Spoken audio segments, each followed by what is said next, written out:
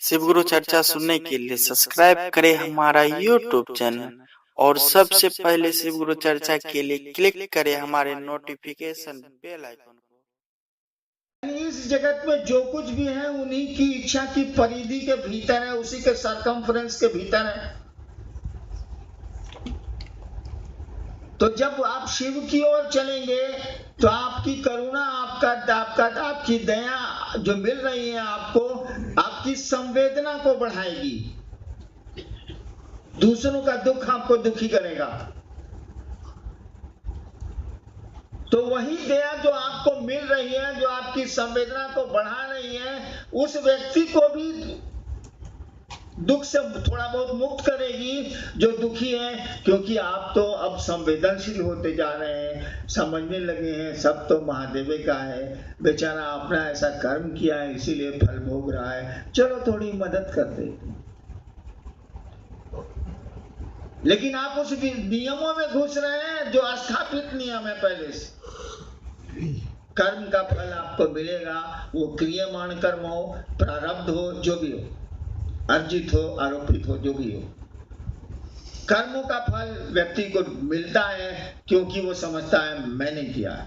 अगर वो समझे मैंने नहीं किया है तो उसको नहीं मिलेगा।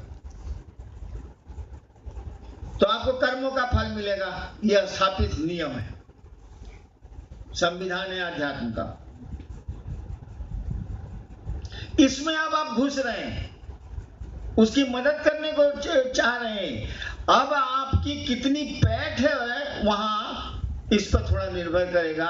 इसीलिए अमूमन हम लोग मना करते हैं कि दूसरों को शिव का रास्ता तो बताइए, गुरु का मार्ग तो बताइए, लेकिन सीधे उसमें मत घुसिए कि आप करिए ना, आपकी ये बीमारी ठीक हो जाएगी।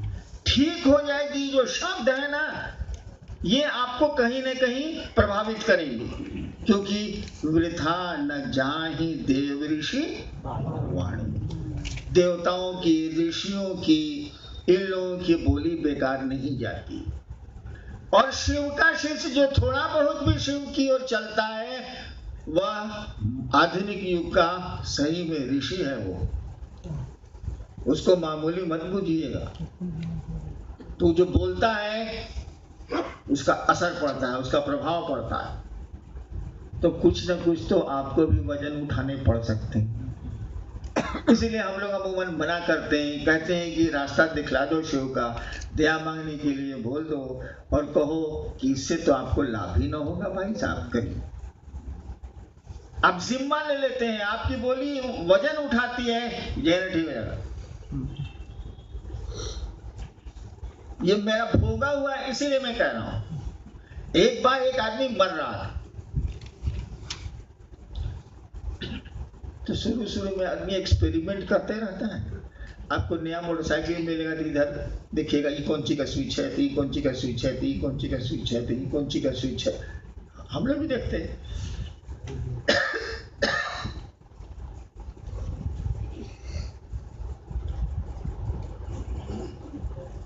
हम सोचा कि देखते हैं आदमी को मरने से हम बचा सकते हैं कि नहीं। बहुत बड़ी बात, हम अनाउंस कर दिया कि आदमी ने मरेगा।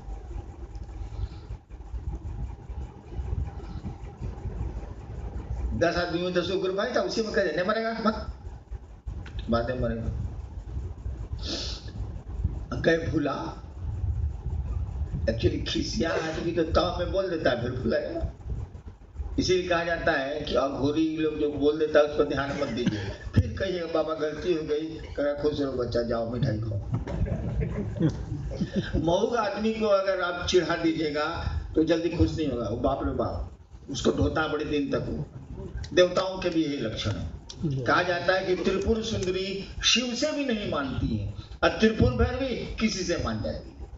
वो क्रोधी आदमी जल्दी मानेगा, अशांत आदमी जल्दी मानेगा ही मानेगा नहीं, तो भारी मुश्किल है। अक्रोधी आदमी अगर फिनक गया है तो खाली बोल दीजिए भैया गलती हो गई, अरे जा ले 100 रुपया जो, और दे देगा।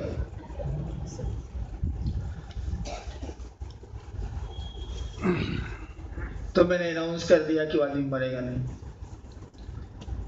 हमको तो कुछ आता होता नहीं, तो सब लोग जानते हैं।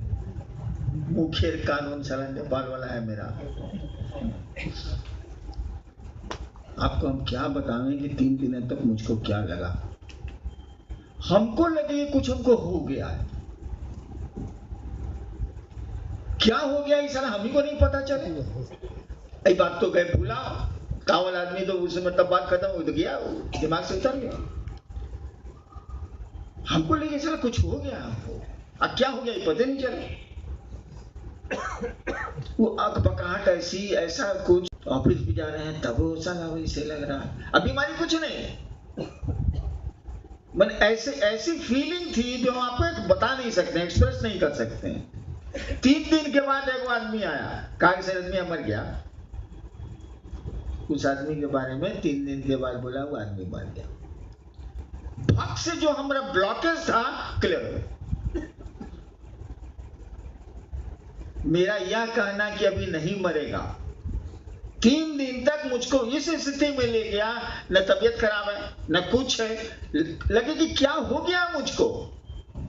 ऐसा भी नहीं मैं क्रोध में हूं, कुछ नहीं ऐसा, लेकिन तब लगी वो क्या लगता था इस समय मैंने आपको बता नहीं सकते हो। जब वो आके बोला कि मर गया, जैसे ही न्यूज दिया हमको याद पड़ा, हम बोले थे भक्त से पैर ठीक हो गया, सब नॉर्मल हो। यानी मेरी ऊर्जा वहां काम कर रही थी, नहीं मरने देंगे नहीं मरने देंगे नहीं मरने देंगे, ऊर्जा काम कर रही होगी, मैं तो भूल गया था, काम कर रही थी। और वो ऊर्जा वहां जो काम कर रही थी उसका सेटबैक मुझको आ रहा था। राइफल चलेगा धक्का चलेगा, धक्का तो उसका आ रहा था, मुझको अकबक लगे। बाद में 2-3 एक्सपेरिमेंट हमने मरने पर किया। एक एक्सीडेंट में मेरी 3 हड्डियां टूटी, वो एक्सपेरिमेंट था, उसी में हम कहा के गए थे कि मेरा एक्सीडेंट होगा। क्या कि हम कहा के गए थे कि साला वो आदमी अभी अगर मरा नहीं होगा तो जिंदा हो जाएगा, मरा नहीं होगा तो जिंदा हो जाएगा। मैंने हमको खबर नहीं थी कि मरा है कि नहीं मरा, मर चुका था वो नहीं मालूम था। 3 हड्डियां टूटी। इस तरह से एक्सपेरिमेंट करते करते करते इतना पर ले आया अपने को कि साला 6 महीना 1 साल तक बढ़ा देंगे, अभी नहीं मरेगा सर, 6 महीने के बाद मरेगा। उसके भी दुष्परिणाम मैं जानता हूं, उसके खराब परिणाम क्या आएंगे।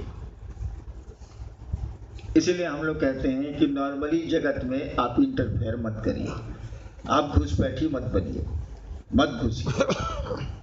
मेरे ये कहने का अर्थ है कि आप दूसरों पर पुराने गुरु भाई दया करें ताकि लोग शिव की ओर चलें। उसका वही अर्थ है जो गुरु आपके साथ करती, जो महादेव हमारे आपके साथ करता है। वह चाहता है कि लोग शिव से बने, तभी न बन रहे। तो आप भी चाहिए कि लोग शिव से बने, आपकी कोशिश हो कि लोग शिव से बने, टूट नहीं जाए इस पर ध्यान रखिए। और मैं देखता हूं अक्सर लोग जो बोलते हैं यहाँ उनका जो व्यवहार है, ये दूसरों को तोड़ते हैं, शिव से जोड़ते नहीं है। ये एक मेरी पुरानी आदत है जो अब गंदी आदतों में शुमार है। क्या मैं जिससे संबंध बनाता हूं उसको छोड़ता नहीं। वही कारण है कि महादेव मुझसे छूटे नहीं, मैं जिसे संबंध बनाऊं उसको छोड़ूंगा ही नहीं। लाखों साला हमारे मुड़ी पर मुद्दे हम छोड़ नहीं करेंगे। तो हम देखते हैं कि बहुत से उसे से मेरे माथे पर पेशाब करते हैं, लेकिन क्या करें आप, लेकिन वो जोड़ते नहीं, वो तोड़ते हैं। उनकी मानसिकता तोड़ने वाली हो गई है।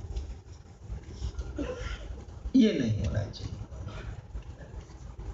अब मैं वो काम को करने को तैयार नहीं हूं कि आप ही को तोड़ दूं, वो मैं नहीं करूंगा। जाने महादेव का काम जानिए आप, जो करते हैं वो लोग।